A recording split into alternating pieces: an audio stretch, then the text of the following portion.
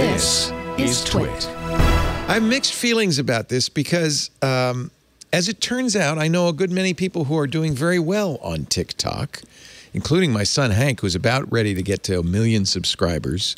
He's doing, yeah. Oh my God. I know. Oh my God, that's I know. amazing. I can't knock it. He's also really big on Instagram, so I shouldn't knock either. But when you talk about algorithmic, and I know this from talking to my son, nobody does it better than TikTok, right? No, they're the best. They're the best. That's their value. And he spends a lot of energy thinking, looking and analyzing, okay, it was too long. It didn't get to this fast enough. I need more juicy hamburgers. I mean, he knows it. He's become a master of the algorithm. I tell him, you know, careful, because if you're making your living on TikTok, they could pull the plug at any time. There's a great article on The Atlantic this week by Evelyn Dulick. 1 billion TikTok users understand what Congress doesn't. The video sharing app avoids scrutiny because politicians don't take it seriously. And yet, talk about algorithm. It's benign at this point, but at any point, TikTok could, I don't know what. I mean, isn't everything we just said about Facebook and YouTube double for TikTok? Christina, do you use it? Spread quick, more yeah, quickly. I do. I mean, I'm not on TikTok, but I use it all the time. Absolutely. Actually, that's one benefit. You do not have, unlike what you just saw with Facebook, I can go look at my son's site without without joining. I mean, I have an account. I mean, I have an account, but like I don't post content. I'm thinking about it, but I haven't jumped into that realm.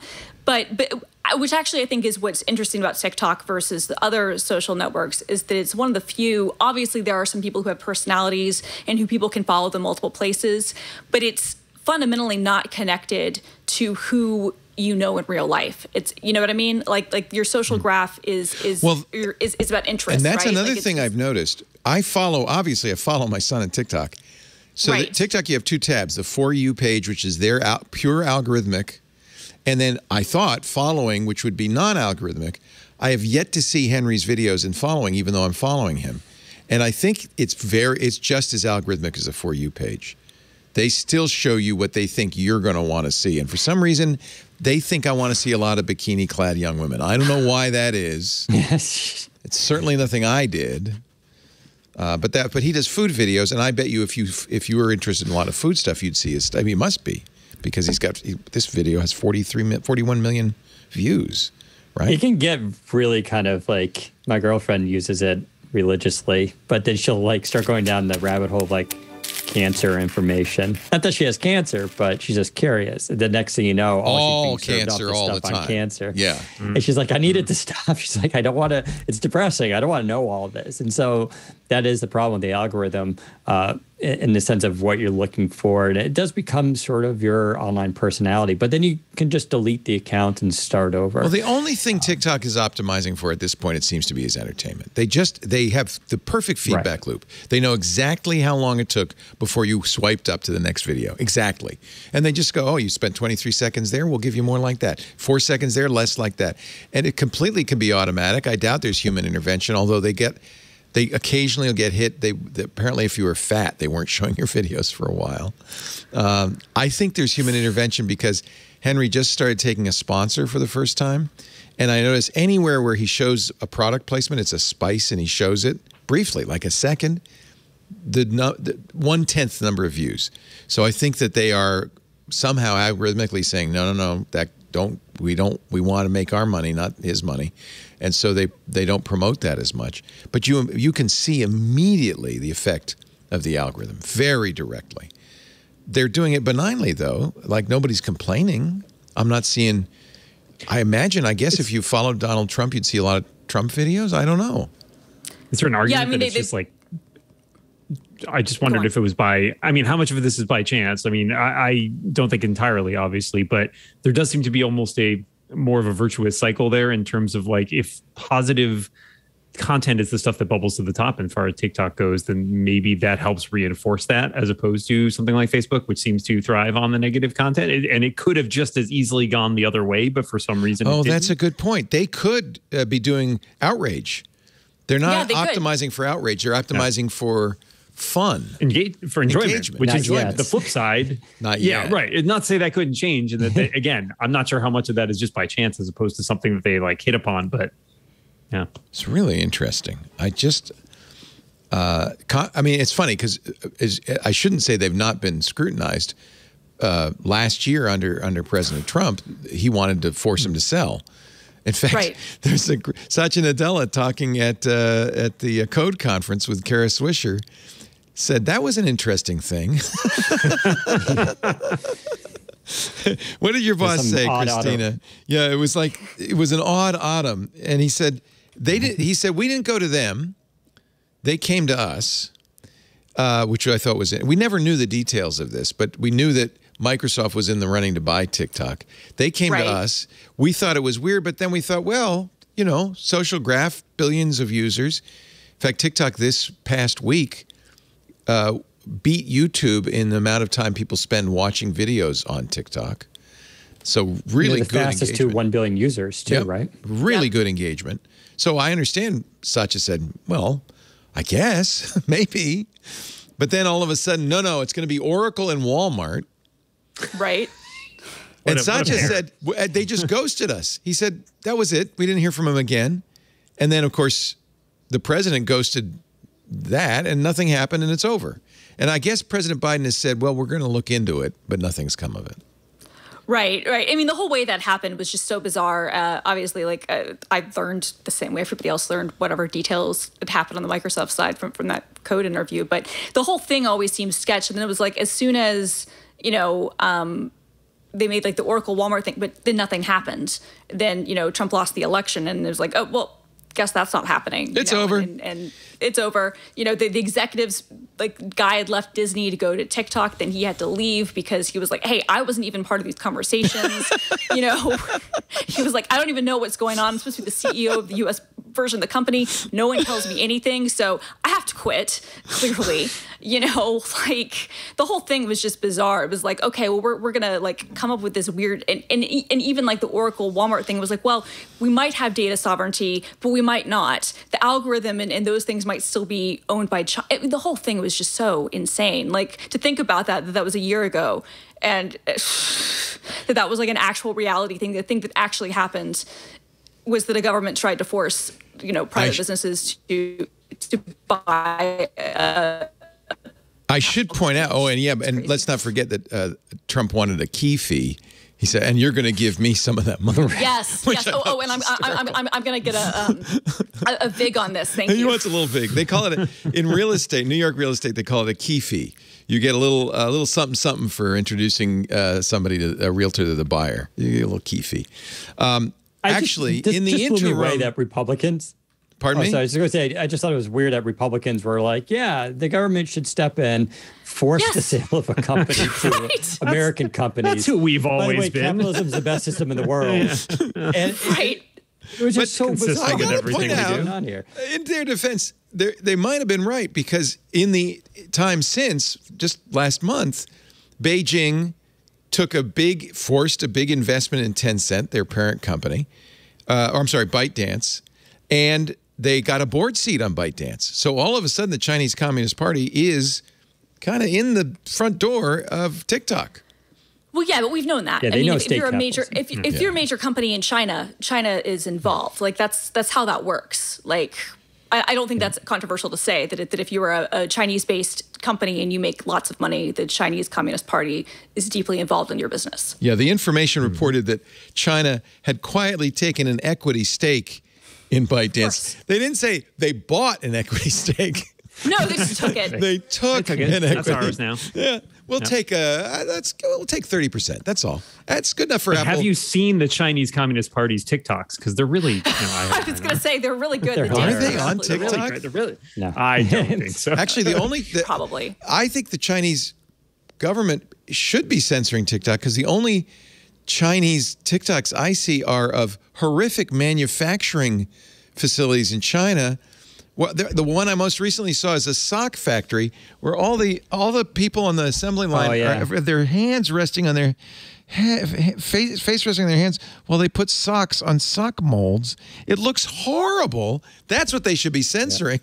They're not, apparently. Oh, I'm sure they do in China. I'm sure in China. Oh, in China they do. Yeah, we know they censor Hong Kong content. Also not the worst thing happening in China by any chance. All right, okay. Yeah, this is the quote. Satya Nadella told Kara Swisher the failed TikTok talks, which is hard to say. The TikTok talks were the strangest thing I ever worked on, which is probably saying a lot. I imagine Mr. Nadella's worked on some other strange things. He says, I was intrigued. It's a great property. Everybody's seen the growth and what have you. The rest is history. There was a period of time when I felt the U.S. government had some particular set of requirements, and then they just disappeared. Boom, it's over. Bye-bye. Anyway, I don't want to knock TikTok because, like I said, my son probably is going to make his living as on TikTok, so I shouldn't knock it. But and to be honest, there's an example of algorithm, I guess, done right. I mean, TikTok is so engaging. If you watch it for more than a few, okay, admit it, Christina, you've seen this video. If you watch it for too long, a guy comes on and says, "Stop." Yeah. You've seen it, right? He says, "Have a drink. Go get something to eat. Stop. You've been way too long on TikTok," which I think is hysterical. I see that every night. Yeah, it's very funny. Yeah, no, I mean it's a very engaging platform. They've completely perfected what started, with earlier social networks. Musical.ly. And it is Were you on Musical.ly? Did you use Musical.ly at first? I mean, I was aware of it. I didn't use it. It was lip I syncing. was a 13-year-old. Exactly. It was small children lip syncing. Yes, actually, it was really singing problematic into in a lot their of ways. hairbrushes. Yeah. It was actually really problematic in a lot of ways, and it attracted an improper element. Oh yeah, I didn't think of that. Oh yeah, there was a whole. Oh yeah.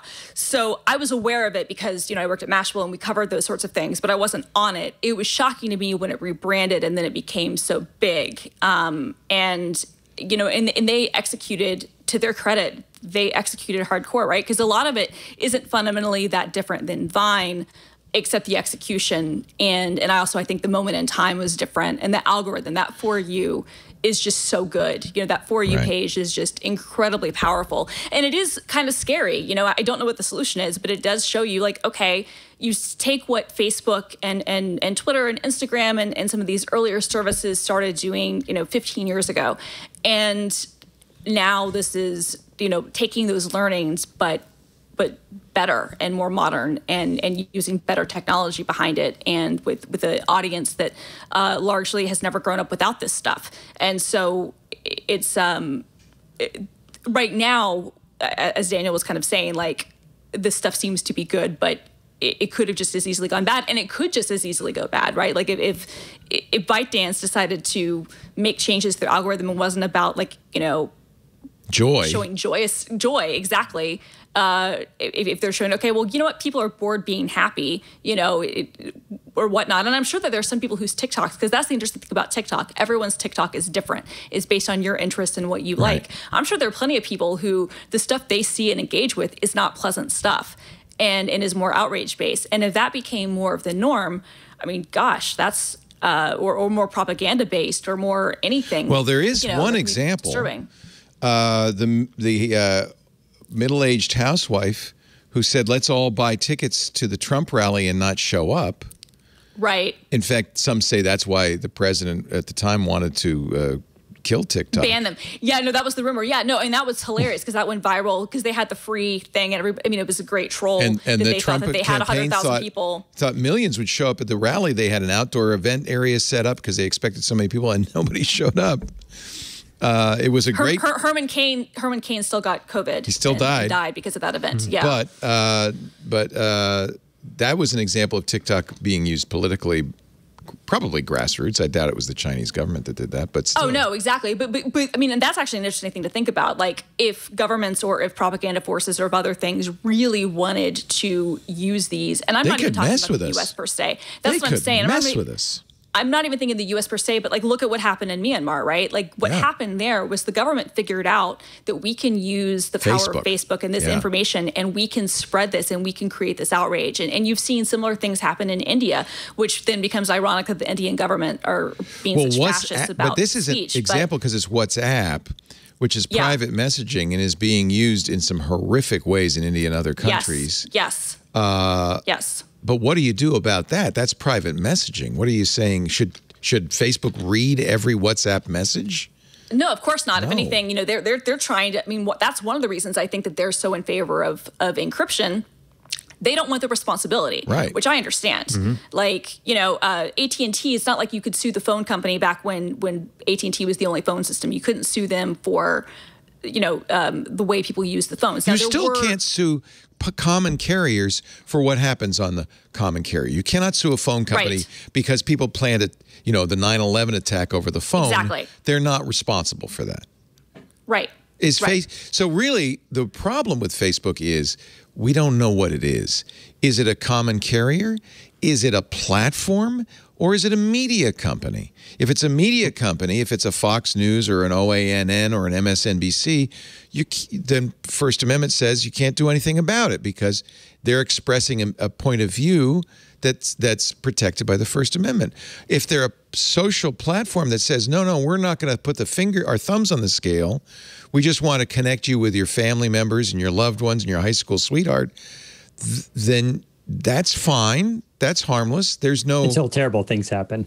Right. And they kind of skate because of that whole point that they're right in between, aren't they? Right, because they don't so even on the First Amendment side, there are limits to what you can do under the First Amendment. Speech, is not entirely free, but because we don't regulate them as that, and then the whole section. Now we're verging back into Section 230. I don't think there's much.